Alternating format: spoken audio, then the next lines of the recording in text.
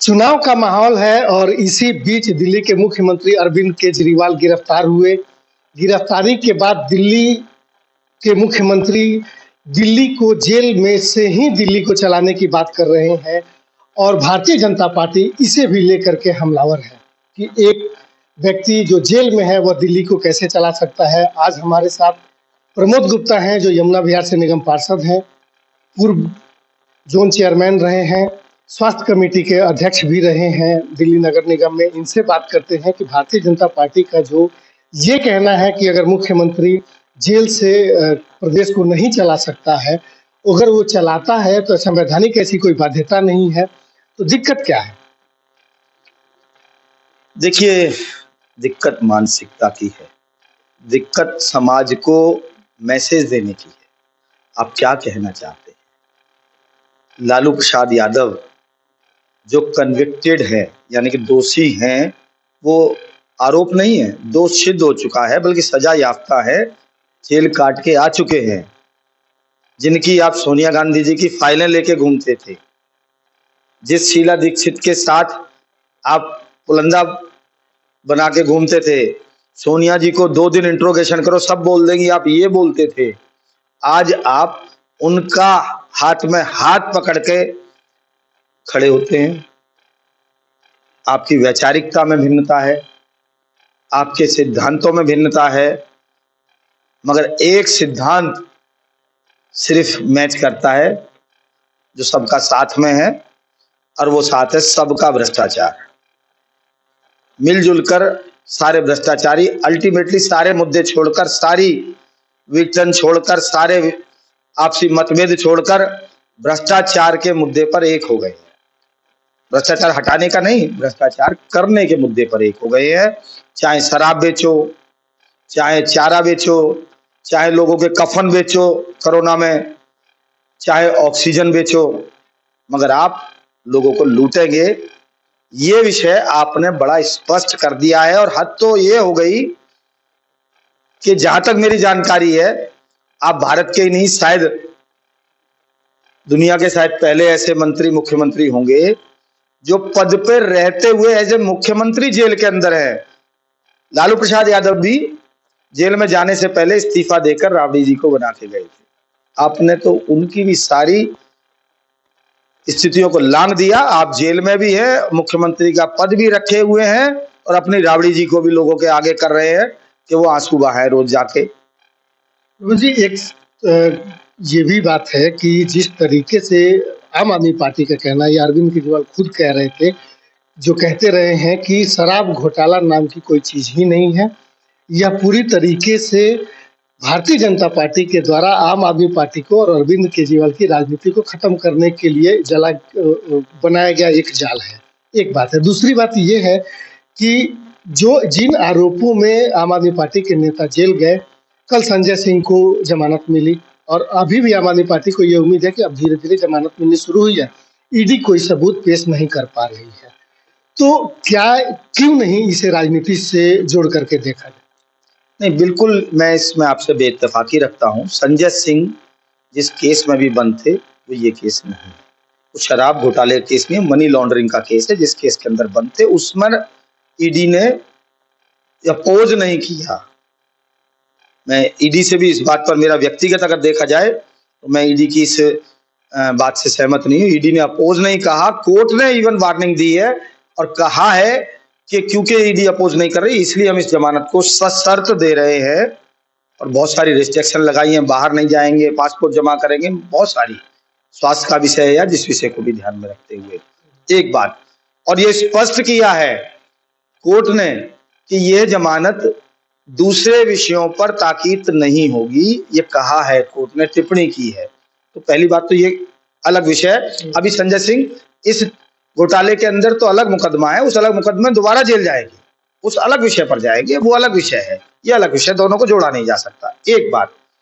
दूसरा, आपने कहा कि ये राजनीति से जोड़ के देखा जाए, तो आप तो कोर्ट गए थे, आपने कोर्ट में कहा, कोर्ट ने सारे साक्ष्य मांगे ईडी से, ईडी ने जब साक्ष्य कोर्ट के समक्ष प्रस्तुत किए हैं तो उसके बाद कोर्ट ने कहा है, और अगर भारतीय जनता पार्टी ऐसा कर रही है या कोई भी राजनीतिक दल इस तरह की हरकत कर रहा है, तो तो आप कोर्ट जाइए, हाई कोर्ट जाइए, सुप्रीम कोर्ट जाइए, राष्ट्रपति जी की गुहार लगाइए।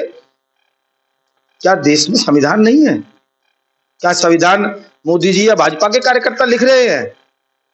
और अगर ऐसा है तो आप उस दिन कहां थे जब फाइल लेके घूमते थे आप शीला दीक्षित जी की? आप उस दिन कहां थे जब आप बोलते थे 2 दिन इंट्रोगेशन करो, आप सोनिया गांधी सब कुछ बोल देंगी? वही सब जो आप बोलते थे अब आपके साथ हो रहा है तो ठीक है, गलत है, और उनके साथ होता तो ठीक था, और आज आप चोर चोर दोनों मौसेरे भाई हो गए तो अब सब ठीक है। ऐसा तो नहीं होता है। लेकिन अगर आज आपने कहा कि संविधान भाजपा नहीं लिखती है, संविधान तो भाजपा ने लिखा है। 2017 में जब पीएमएलए एक्ट में जब संशोधन किया गया, उसमें जो प्रावधान जोड़े गए, अब उस मंशा पर भी सवाल उठ रहे हैं कि एक व्यक्ति को तब तक जेल में ईडी रख सकती है जब तक वो चाहे। 2 साल का एक बहुत लंबा समय होता है किसी भी करप्शन के मामले के जांच के लिए। मनीष सिसोदिया उसके उदाहरण है। तो ये तो भारतीय जनता पार्टी के द्वारा लिखे गए कानून का ही प्रतिफल है कि 2 साल तक आप जांच को लटकाए हुए हैं, सप्लीमेंट्री चार्जशीट दाखिल करते हैं और एक व्यक्ति को जेल में रखे हुए हैं। तो राजनीति से प्रेरित तो दिखता है। तो क्या कोर्ट नहीं है इस देश में?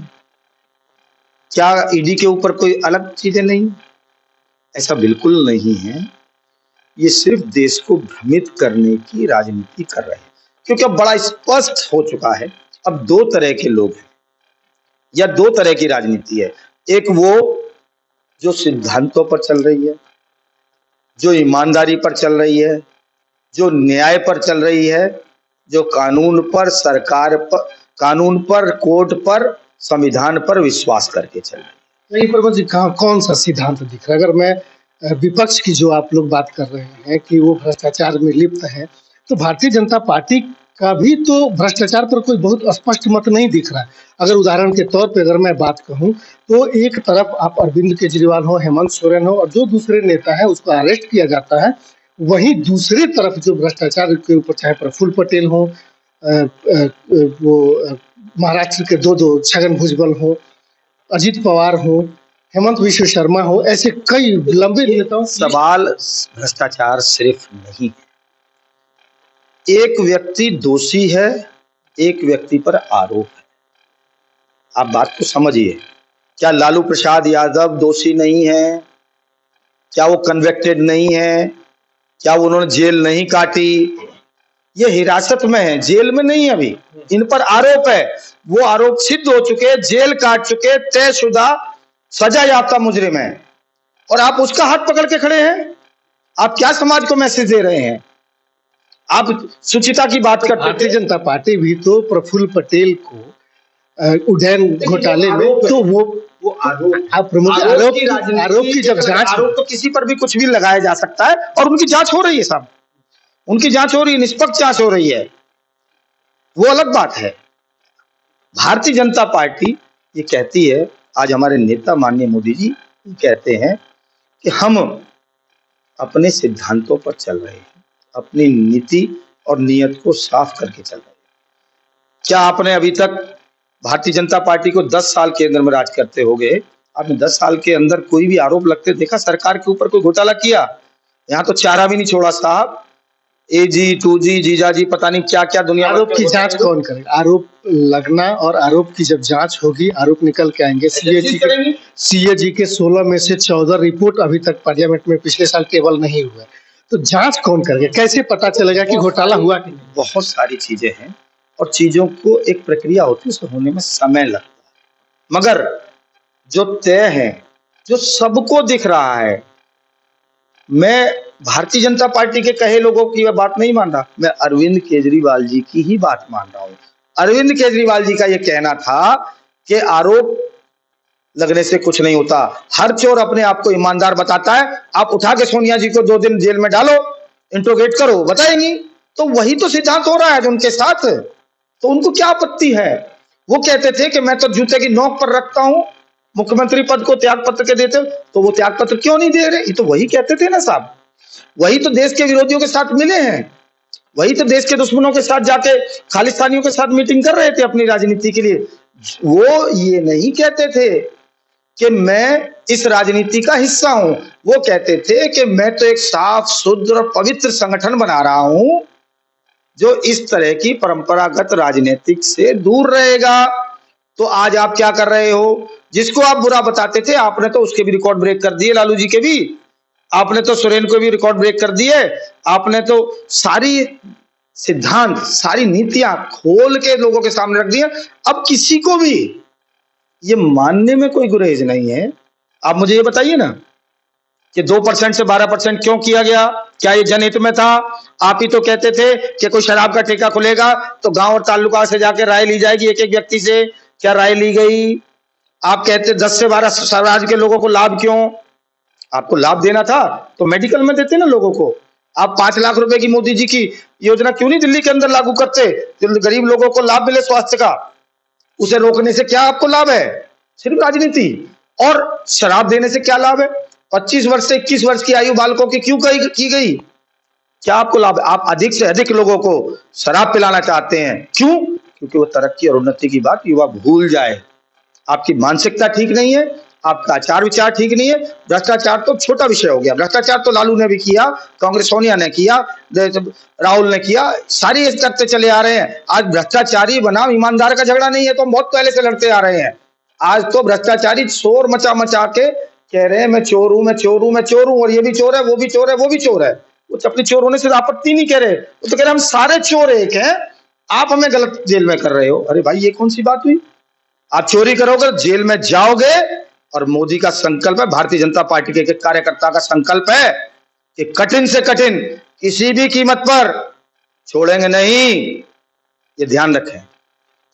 क्या लग रहा है कि इस चुनाव में ये जो दिल्ली का विशेषकर अरविंद केजरीवाल का जेल जाना है या जो भ्रष्टाचार का जो मुद्दा है, इसका भारतीय जनता पार्टी ने जो टारगेट सेट किया है चुनाव जीतने का या वोट परसेंटेज बढ़ाने का, उस पर भारतीय जनता पार्टी को कुछ फायदा हो? देखो, मैं आपकी बात से हट के थोड़ा सा एक बात जरूर कहना चाहूंगा कैमरे के सामने। सिर्फ हार और जीत एक विषय नहीं। जब हम 2 सीटों पर भी थे तब भी हमने अपने सिद्धांत नहीं छोड़े। तब हार जीत का प्रश्न नहीं था, प्रश्न एक वैचारिकता था। हम विपक्ष में रहे, हम एक वोट से हारे अटल जी की सरकार, तब भी हमने अटल जी ने कहा था कि मैं ऐसी सरकार को चिमटे से छूना भी। सिद्धांत क्या है? आप देश के सामने क्या आदर्श प्रस्तुत कर रहे हो? क्या ये आपके आदर्श हैं कि जेल से सरकार चलाऊंगा? भाई जेल से तो गैंग चलते हैं। आप क्या कहते थे? आज आपके गुरु जिनके चरण छू चुके रोज कहते थे अन्ना जी, वो रोते हैं सुबह उठ के कि मैंने क्या किया। आज आपके साथी विश्वास जी, कुमार विश्वास जी, वो कहते हैं कि खालिस्तानियों के साथ बैठते हैं। ये तो देश पहले है या राजनीति पहले है? आज मुझे देश के लिए अगर अपनी राजनीति त्यागना पड़े, अपने जीवन का भी बलिदान देना पड़े, तो देश प्रथम है, ये भाव होना चाहिए। इनके लिए लूट प्रथम है, वो किसी भी कीमत पे हो, ये फर्क है। एकमात्र सांसद मनोज तिवारी को उत्तर पूर्वी लोकसभा क्षेत्र से भारतीय जनता पार्टी ने चुनाव लड़ाया है। एंटी इनकम्बेंसी की बात कर रहे हैं, प्रधानमंत्री मोदी की गारंटी की लहर कहें या उस पर सवार होकर के आप लोगों को लग रहा है कि मनोज तिवारी जी तीसरी बार, और जिस तरीके से भाजपा ने भरोसा जताया है, उसी भरोसे के साथ पिछली बार के जो चुनाव में जीत हार का अंतर था उसको लेकर के क्या जीत हार का अंतर बढ़ेगा या घटेगा, या फिर एक नया इतिहास बनेगा उत्तर पूर्वी जिला? देखिए, भाजपा के अंदर एक संवैधानिक व्यवस्था, उस लोकतांत्रिक व्यवस्था के अंदर हमारे कार्यकर्ताओं से, नेताओं से, क्षेत्रीय लोगों से विचार किया जाता है किसको चुनाव लड़ना है। उस व्यवस्था के तहत तीसरी बार हमारे सांसद मनोज तिवारी जी को इस क्षेत्र से लड़ने का मौका मिल रहा है। और निश्चित ही ये उसी दिन विजय का आगाज हो गया था जब मनोज तिवारी जी को तीसरी बार अवसर मिला। वो इसलिए क्योंकि जितने भी लोगों से, पार्टी के अंदर के लोगों से पार्टी ने राय ली, 92% लोगों ने मनोज तिवारी जी का नाम लिया। नाम लिया उनके काम के आधार पर, नाम लिया सेंट्रल स्कूल 3-3 बनाए उस आधार पर, नाम लिया यहाँ पे double decker, triple decker highway बनाए हैं, मेट्रो लाए हैं उसके आधार पर, नाम लिया 19 किलोमीटर लंबे एलिवेटेड रोड लाए हैं, नाम लिया लोगों के साथ अच्छा व्यवहार करते हैं। नाम इसलिए लिया कि लोगों के साथ कंधे से कंधा मिलाकर जमीन पर भी बैठते हैं, नाई के साथ भी, एक मोची के साथ भी, सर्वधर्म सर्व संभाव सर्व भाव के साथ वो व्यक्ति चल रहे हैं।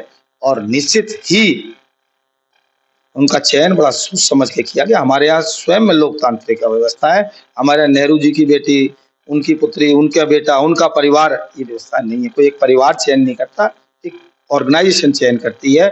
हमारे यहाँ आज बताया नहीं जा सकता कि नड्डा जी के बाद कौन अध्यक्ष होंगे। हमारे यहाँ बताया नहीं जा सकता कि सचदेवा जी के बाद कौन अध्यक्ष होंगे। न हम पहले कल्पना कर सकते थे कि ये होंगे। एक व्यवस्था है जो अपने आप में खुद आदर्श है। जीत कितनी बड़ी होगी?